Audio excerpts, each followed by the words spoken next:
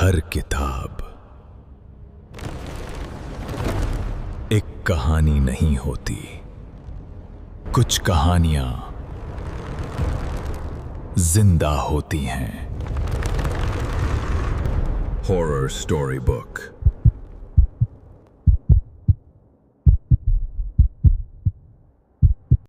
एक ऐसे वीरान बंगले के बारे में जरा सोचिए जहां धुंध कभी नहीं छटती। मतलब एक ऐसी जगह जहां खामोशी इतनी गहरी है कि किसी को अपनी ही धड़कन का शोर डराने लगे। बाप रे, ये सुनकर ही रोंगटे खड़े हो जाते हैं। हाँ ना।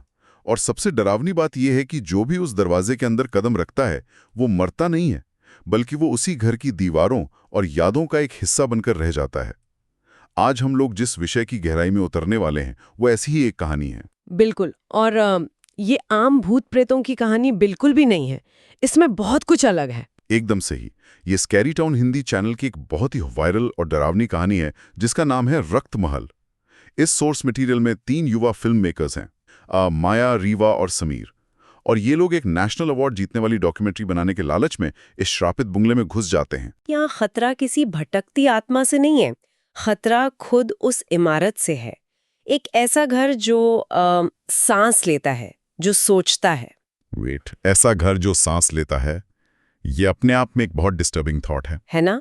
इस कहानी में आम डर नहीं है, बल्कि असली डर टाइम लूप यानी समय के चक्कर का है। और उससे भी ज्यादा खौफनाक है एक यादों का जाल जहां इंसान अपनी पूरी पहचान ही खो देता है। बिल्कुल। और कहानी की शुरुआत में ही ना आधुनिक सोच और पुरानी चेतावनियों के बीच का जो टकराव है वो साफ दिखता है। माया जो इनकी लीडर है वो अपने ट्रैकिंग गियर में एकदम कॉन्फिडेंस से भरी हुई है। उसको लगता है कि उसके पास मॉडर्न टेक्नोलॉजी है, तर्क है। और यही उसकी सबसे बड़ी भूल थी अगर देखा जाए तो। हाँ। दूसरी तरफ रेवा है जो थोड़ी सेंसिटिव है। उसको वहां की हवा में ही कुछ अजीब सी फुसफुसाहट महसूस हो रही थी। और तीसरा उनका कैमरामैन समीर है जो थोड़ा झिझक रहा है। ये कॉन्ट्रास्ट बहुत इंटरेस्टिंग है। एक तरफ ओवर कॉन्फिडेंस और दूसरी तरफ इंट्यूशन। सही बात है। अब देखो, वो लोग एक भारी लोहे के गेट को पार करते हैं जिस पर साफ साफ लिखा है कि ये प्रोहिबिटेड एरिया है, मतलब निषिद्ध क्षेत्र। माया का ये कॉन्फिडेंस देखकर लगता है कि कोई भयंकर तूफान में छोटा सा छाता लेकर खड़ा है और सोच रहा है कि वो बिल्कुल सेफ है। हाँ, ये एक बहुत ही सटीक उपमा है। माया अपने हाईटेक कैमरा और अपनी मॉडर्न सोच को एक ढाल की तरह इस्तेमाल कर रही थी। उसे लगता है कि ये सारी पुरानी कहानियां सिर्फ अंधविश्वास है, पर मैं इसको थोड़ा अलग नजरिए से देखती हूँ। अच्छा, किस तरह से? देखो, ये सिर्फ ओवर कॉन्फिडेंस नहीं है, ये एक आधुनिक इंसान का अहंकार है। सोर्स में एक जगह जिक्र है कि गांव वालों ने उन्हें आगे जाने से रोका था और उस जगह पर जीरो नेटवर्क था। हाँ, जीरो नेटवर्क वाला पॉइंट बहुत अजीब था। बिल्कुल। और ये जीरो नेटवर्क सिर्फ किसी मोबाइल टावर की खराबी नहीं है, ये एक तरह की साइकोलॉजिकल बाउंड्री है, एक इशारा कि अब उन्होंने विज्ञान की दुनिया को पीछे छोड़ दिया है और एक ऐसे जोन में आ गए हैं जहां साइंस के रूल्स काम नहीं करेंगे। क्या बात है, ये बहुत ही गहरा पॉइंट है। और साइंस की दुनिया से बाहर आने का एहसास तब और बढ़ जाता है जब उनका सामना उस हॉल में एक बूढ़ी औरत से होता है जिसे कहानी में दादी कहा गया है। ओह हाँ, वो टूटे झूमर वाला हॉल, वहां का एटमॉस्फेयर ही कितना अजीब था। अवनी देती हैं कि अंदर तो तुम आ चुके हो, लेकिन बाहर जाने का रास्ता अब ये घर तय करेगा। बाप रे। और इन्होंने एक और अजीब बात कही थी ना ऊपर वाले कमरे के बारे में। हाँ, उन्होंने कहा कि ऊपर वाले कमरे में मत जाना, वहां वो सो रहा है। ये कोई धमकी नहीं लग रही थी, बल्कि एक बहुत ही भयानक सच था जो वो बता रही थी। वही तो। और उस बुझी हुई लालटेन वाले पॉइंट पर थोड़ा ध्यान देना चाहिए। एक केयरटेकर के हाथ में बुझी हुई लालटेन का मतलब क्या है? इसका मतलब है कि उस घर में अब रोशनी या उम्मीद की कोई जगह नहीं बची है। या फिर शायद उस घर को देखने के लिए किसी रोशनी की जरूरत ही नहीं है, क्योंकि घर खुद सब कुछ देख रहा है। एकदम सही कहा, घर सब देख रहा है। दादी का ये कहना कि बाहर जाने का रास्ता अब ये घर तय करेगा, इस सीधा सीधा दिखाता है कि माया के हाथ से कंट्रोल जा चुका है। वो लोग अपनी मर्जी से अंदर जरूर आए, पर अब वो वहां मेहमान नहीं है, बल्कि वो अब बंधक बन चुके हैं। हाँ बिल्कुल, एक तरह से शिकार बन चुके हैं। और जैसे ही इंसान इन चेतावनियों को अनसुना करता है, वो घर अपना असली रूप दिखाना शुरू कर देता है। रात के वक्त जब वो लोग डाइनिंग टेबल पर अपना सामान सेट कर रहे थे तो अचानक से टेम्परेचर 10 डिग्री गिर जाता है। 10 डिग्री, वो भी अचानक से? ये तो फिजिकली भी बहुत शॉकिंग है। हाँ, और उसके बाद सन्नाटा इतना गहरा हो गया कि डर लगने लगे। बाहर ना कोई कीड़ा बोल रहा था, ना कोई पक्षी। पर सबसे डरावनी चीज थी वहां फायरप्लेस के ऊपर लगी एक ब्रिटिश जमाने की पेंटिंग। ओह, वो पेंटिंग जिसमें बच्चों के चेहरे खरोचे गए थे। एग्जैक्टली। बिल्कुल। किसी नुकीली चीज से बच्चों के चेहरे बुरी तरह खरोच दिए गए थे। बस माँ का चेहरा और उसकी आंखें छोड़ दी गई थी। और रेवा को ऐसा लग रहा था जैसे वो आंखें उसको ही घूर रही हैं। ये सिर्फ डराने के लिए नहीं लग रहा था, मुझे लगता है घर उनके दिमाग के साथ खेल रहा था। मैं इस बात से बिल्कुल अग्री करती हूँ। ये एक स्ट्रेट साइकोलॉजिकल अटैक था। पर मुझे नहीं लगता कि ये बस एक खेल है। खेल में तो जीतने का चांस होता है ना। हाँ, वो तो है। तो फिर ये क्या था? ये घर ना एक एपेक्स प्रेडेटर यानी एक शातिर शिकारी की तरह बिहेव कर रहा है। उस पेंटिंग का मैसेज क्लियर है। बच्चों के चेहरे खरोचने का मतलब है कि इस घर में अब मासूमियत का कोई वजूद नहीं है। बाप रे, ये इंटरप्रिटेशन तो बहुत डार्क है ना? और माँ की आंखें दिखाती हैं कि घर लगातार उन पर नजर रखे हुए है। मतलब घर उन्हें सिर्फ डरा नहीं रहा है, बल्कि एक तरह से उनके डर को पका रहा है, एकदम स्लो कुक कर रहा है। डर को पकाना सच में रोंगटे खड़े करने वाला ख्याल है। और इसका सबसे बड़ा सबूत तब मिलता है जब माया दादी की चेतावनी भूलकर ऊपर उस नए लाल दरवाजे के पास जाती है। वही दरवाजा जिसके नीचे से वो काला लिक्विड निकल रहा था। हाँ, जैसे वो उस दरवाजे के पास पहुंचती है, नीचे से गाढ़ा काला लिक्विड निकलने लगता है। और सोर्स के हिसाब से वो लिक्विड लकड़ी पर बिल्कुल नसों की तरह, जैसे ह्यूमन वेन्स होती है ना, वैसे फैलने लगता है। और अंदर से पत्थर पर नाखून रगड़ने की आवाजें आ रही थी। खतरनाक। और देखो, वो काला लिक्विड कोई आम खून नहीं है। अगर हम उसके फैलने के पैटर्न को समझें, नसों की तरह फैलना, तो ये साबित करता है कि वो घर सिर्फ ईंट और पत्थर का नहीं बना है। तो मतलब वो एक लिविंग ऑर्गेनिज्म है। बिल्कुल, वो एक जीवित इकाई है। वो लिक्विड उस घर की नसें हैं। घर सांस ले रहा है, वो एक्साइट हो रहा है क्योंकि उसके अंदर अब नया शिकार आ चुका है। और कोई भी शिकारी अपने शिकार को सीधे नहीं निगलता, वो पहले उसको मेंटली तोड़ता है। और मेंटली तोड़ने की बात आई है तो जब वो तीनों घबराकर बाहर भागने की कोशिश करते हैं ना, तब फिजिक्स के सारे रूल्स फेल हो जाते हैं। अच्छा, जैसे क्या हुआ वहां? वो लोग किचन की तरफ भागते हैं बाहर निकलने के लिए, लेकिन दरवाजा ऐसी तरह बंद था जैसे किसी ने बाहर से वेल्ड कर दिया हो। फिर समीर क्या करता है, एक भारी लोहे का बर्तन उठाता है और खिड़की के कांच पर पूरी ताकत से मारता है। तो कांच तो टूट गया होगा? नहीं टूटा। यही तो अजीब बात है। लोहे का बर्तन बस एक अजीब सी खोखली आवाज करके नीचे गिर जाता है। कांच पर एक स्क्रैच तक नहीं आता। कोई भी सोचेगा कि ऐसा कैसे पॉसिबल है, क्योंकि वो खिड़की और वो दीवारें अब कांच या पत्थर की बची नहीं थी। तो फिर किस चीज की थी? वो उस घर की इच्छा शक्ति और उसकी यादों से बन चुकी थी। और किसी भारी लोहे के बर्तन से आप किसी की याद या सोच को थोड़ी ना तोड़ सकते हैं। ये वो पॉइंट है जहां उनकी सारी मॉडर्न टेक्नोलॉजी और ह्यूमन लॉजिक हार मान लेती है। सही बात है। उनका फोर्स यूज करके निकलने का प्लान वही जीरो हो गया। और इस बेबसी के बीच पैंट्री के अंधेरे से एक छोटे बच्चे की हंसने की आवाज आती है, जो छुपन छुपाई खेलने की बात कर रहे हैं। बचपन के खेल को ऐसे मौत के खेल में बदलना बहुत ही साइकोपैथिक है। बिल्कुल। पर जिस चीज ने उस रात के असली डर को कैप्चर किया, वो इंसान की आंखें नहीं थीं, बल्कि उनकी वही मशीन थी जिसे वो सबसे बड़ा मानते थे। आप कैमरा की बात कर रहे हैं ना? हाँ। जब समीर अपने कैमरे की रिकॉर्डिंग देखता है, तो उसमें दिखता है कि ऊपर वाले कॉरिडोर में रेवा की गर्दन के बिल्कुल पीछे एक लंबी टेढ़ी मेढ़ी सी डरावनी आकृति चल रही थी, जो उन्हें सामने नंगी आंखों से नहीं दिखा, वो उस कैमरा ने पकड़ लिया। ये आयरनी देखिए। माया और समीर को लगता था कि उनका हाईटेक कैमरा उन्हें हमेशा सच दिखाएगा। और सच दिखाया भी। दिखाया, पर वो सच उनकी मौत का सच था। जिस मशीन को उन्होंने नेचर को हराने के लिए चुना था, उसी मशीन ने उन्हें उनकी सबसे बड़ी बेबसी और लाचारी दिखाई। कैमरा ये तो दिखा रहा था कि वो आकृति रेवा के कितने करीब है, पर वो उसे रोक थोड़ी ना सकता था। सही कहा। और उसके बाद जब वो लोग एक ट्रैप डोर से होते हुए कई लगी सीढ़ियों से तहखाने में गिरते हैं, तो वहां का सीन तो और भी माइंड ब्लोइंग था। तहखाना? वहां क्या मिला उन्हें? वो तहखाना कोई नॉर्मल बेसमेंट या स्लॉटर हाउस नहीं था। वहां शेल्फ्स पर मिट्टी की सैकड़ों गुड़िया बहुत ही तरीके से रखी हुई थी, और हर गुड़िया पर एक नाम और साल लिखा था, जैसे विक्रम 1992, सोनिया 2004। मतलब वो पिछले शिकारों की गुड़िया थी। हाँ, पर सबसे डरावनी चीज थी बीच में रखी 3 नई गुड़िया, जिन पर अभी काम चल रहा था।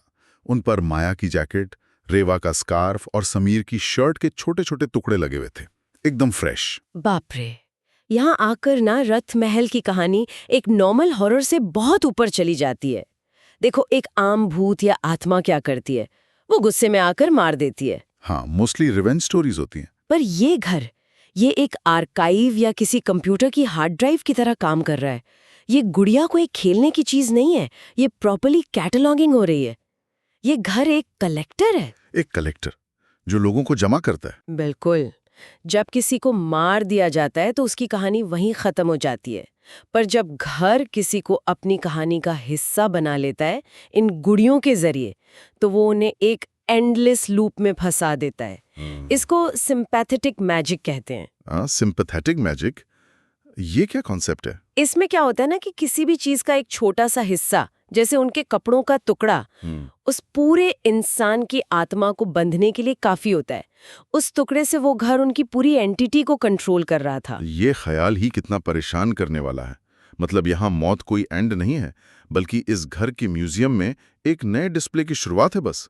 और फिर जब उस तहखाने का दरवाजा बंद होता है तो हर दीवार से दादी की आवाज गूंजने लगती है। क्या कहती है आवाज? आवाज कहती है, ये घर भूखा है, तुम्हारी यादें, तुम्हारा डर अब मेरा है। और बस यहीं से वो टाइम लूप और पहचान छीनने वाला फेस शुरू होता है। माया की जब आंख खुलती है तो वो खुद को वापस उसी लाल दरवाजे के पास पाती है जिसके नीचे से वो लिक्विड निकल रहा था। वही दरवाजा। हाँ। वहां हड्डियों के फ्रेम वाला एक आईना रखा होता है।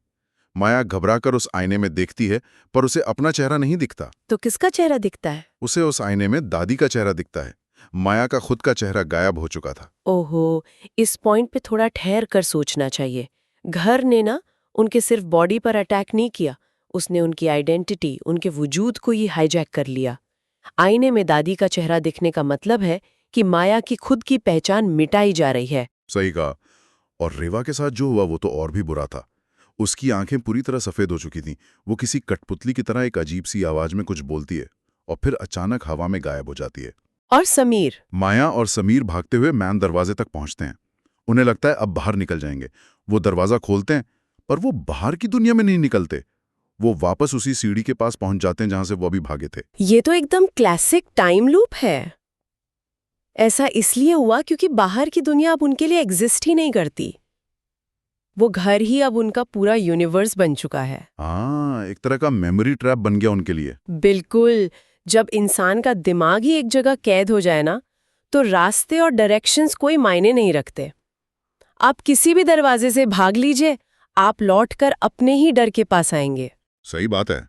लेकिन इन सब में जिस एक चीज ने मुझे सबसे ज्यादा हैरान किया, वो था एक रजिस्टर जो वहां एक जली हुई मोमबत्ती के पास रखा था। उस रजिस्टर में उन सब लोगों का हिसाब लिखा था जो आज तक उस घर में आए थे। तो उसमें इन तीनों का भी नाम था? हाँ, और आखिरी पन्ने पर जो लाइन लिखी थी वो बहुत डरावनी थी। वहां लिखा था, माया की वाणी, समीर की दृष्टि, रेवा की रूह। और सबसे ज्यादा रोंगटे खड़े करने वाली बात ये थी कि उन नामों के आगे जो तारीख लिखी थी वो फ्यूचर की तारीख थी। वेट, फ्यूचर की तारीख? हाँ, मतलब जो कुछ भी वहां उनके साथ हो रहा था वो पहले से तय था। एक ऐसी नियति जिसे तोड़ा नहीं जा सकता था। लेकिन एक सवाल बार बार दिमाग में आता है कि घर ने उनकी यही 3 चीजें क्यों चुनी?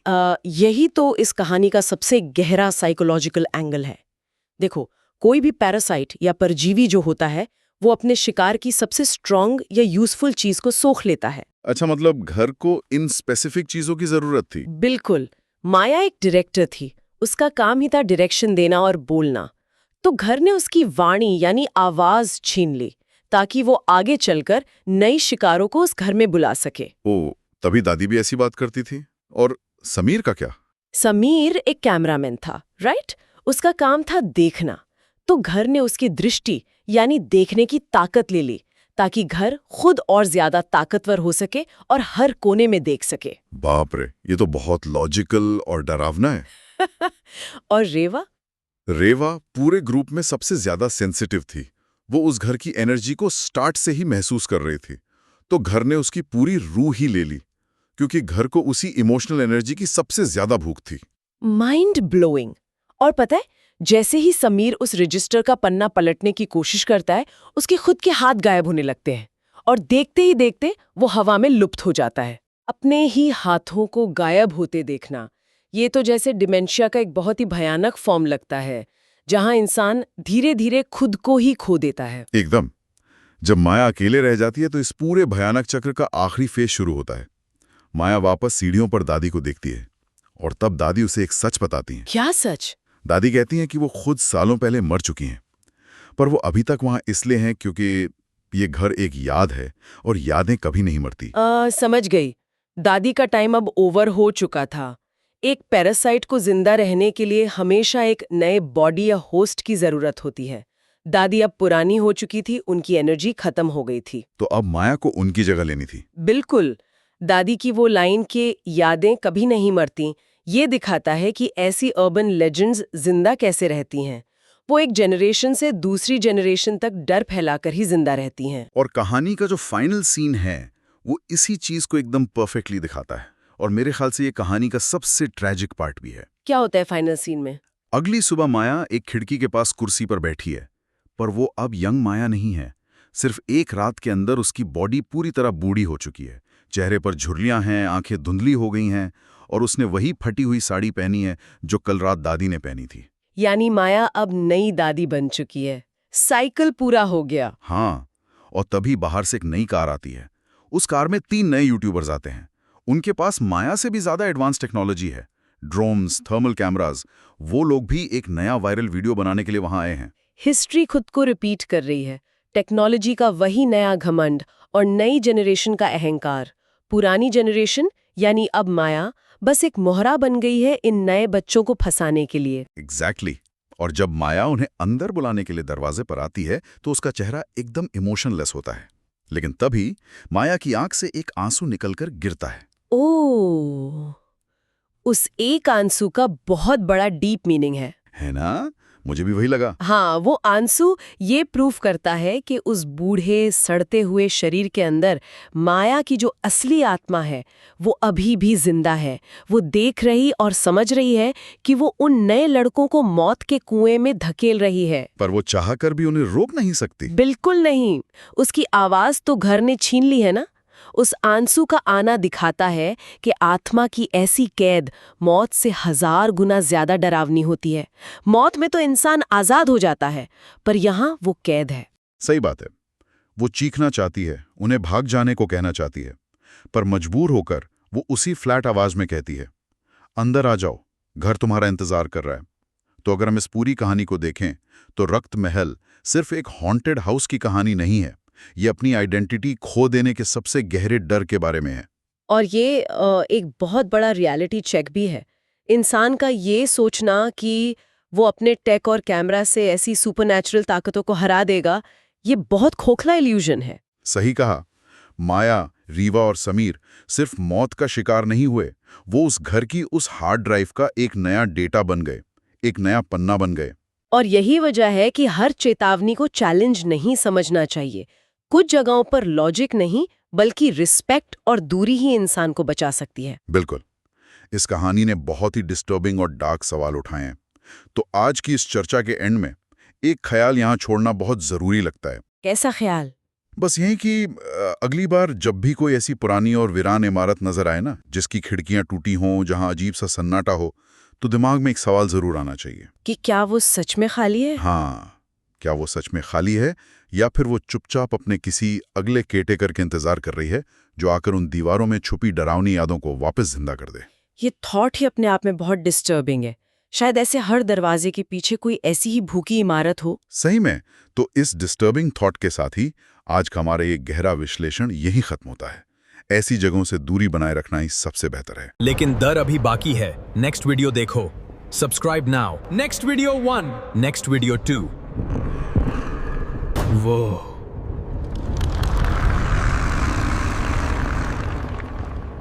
अभी भी देख रहा है।